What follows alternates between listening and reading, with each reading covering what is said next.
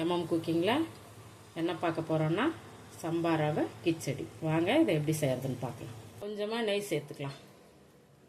ஒரு கப்பு சம்பா ரவை எடுத்துருக்கேன். உப்புமா செய்கிறத விட கிச்சடி செஞ்சு கொடுத்தா பசங்களாம் கூட விரும்பி சாப்பிடுவாங்க. இந்த சுகர் இருக்கிறவங்களுக்கெல்லாம் கூட இந்த சம்பா கிச்சடி காய்கறி எல்லாம் சேர்றதுனால ரொம்ப உடம்புக்கு ரொம்ப நல்லது. வறுத்துட்டோம்னா அந்த கோதுமையோட வாசனை நம்மளுக்கு நல்லா கிடைக்கும். ரவை நல்லா வறுத்தாச்சு. நம்ம இதை ஒரு பிளேட்டுக்கு மாற்றிக்கலாம். கொஞ்சமாக எண்ணெய் சேர்த்துக்கலாம். நல்லெண்ணெய் சேர்த்துங்க, டேஸ்ட் நல்லாயிருக்கும். கூட இந்த பிரியாணிக்கு போடுற 2 பிரிஞ்சி இலை, ஒரு 2 துண்டு பட்டை, ஒரு 2 லவங்கம், 2 ஏலக்காய், கொஞ்சம் சோம்பு, எல்லாமே வாசனைக்காக தான். நல்லா பொரிஞ்சிருச்சு. கொஞ்சம் கருவேப்பிலை, கொஞ்சமாக வெங்காயம் சேர்த்து,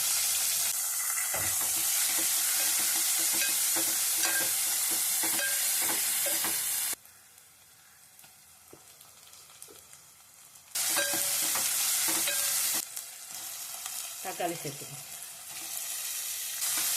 நான் ஒரு கிளாஸ் அளவுக்கு ஒரு மீடியம் சைஸ் வெங்காயம், சின்னதாக ஒரு 2 தக்காளி சேர்த்துருக்கேன். நீங்கள் எவ்வளோ செய்கிறீங்களோ அதுக்கு தகுந்த மாதிரி சேர்த்துக்கணும். 2 பச்சை மிளகாய். இந்த வெங்காயம் தக்காளி கூடவே ஒரு கையளவு பீன்ஸு சேர்த்துக்கணும். பொடியாக நறுக்கணும் பீன்ஸு, கொஞ்சம் கேரட்,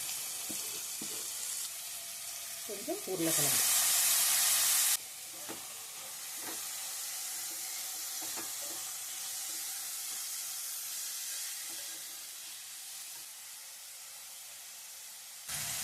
காய் வதங்கையில் கொஞ்சமாக புதினா கொத்தமல்லி சேர்த்து, ஒரு 1/4 ஸ்பூன் மஞ்சள்தூள், கொஞ்சமாக கரம் மசாலா சேர்த்து, மிளகாத்தூள் ஒரு 1/4 ஸ்பூன் அளவு சேர்த்துக்கணும். மிளகாத்தூள் வேணுன்னா சேர்த்துக்கோங்க. பச்சை மிளகாய் போட்டிருக்கோம், கரம் மசாலா போட்டிருக்கோம். அந்த காரமே நம்மளுக்கு போதும் அப்படின்னா நீங்கள் மிளகாத்தூள் சேர்த்துக்க வேணாம். டேஸ்ட்டு நல்லாயிருக்கும். ஒரு மாதிரி பிரியாணி டேஸ்ட் வரும். பசங்களும் நல்லா சாப்பிடுவாங்க, விரும்பி சாப்பிடுவாங்க. காலையிலே நீங்கள் செஞ்சீங்கன்னா கூட லஞ்சு கூட கொடுத்து விட்டுடலாம்.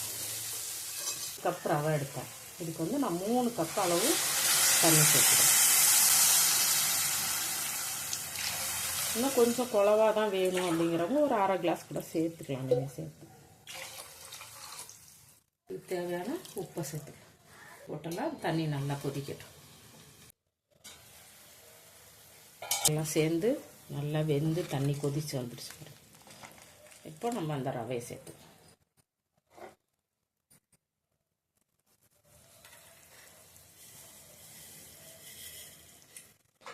நல்லா வேகணும்.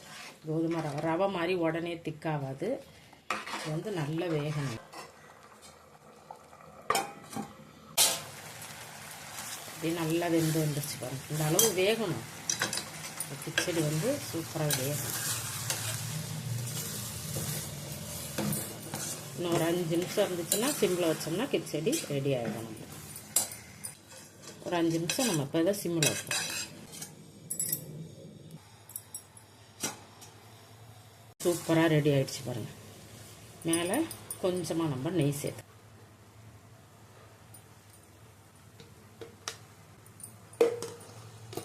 நம்மளோட சம்பா ரவை கிச்சடி ரெடி ஆகிடுச்சு.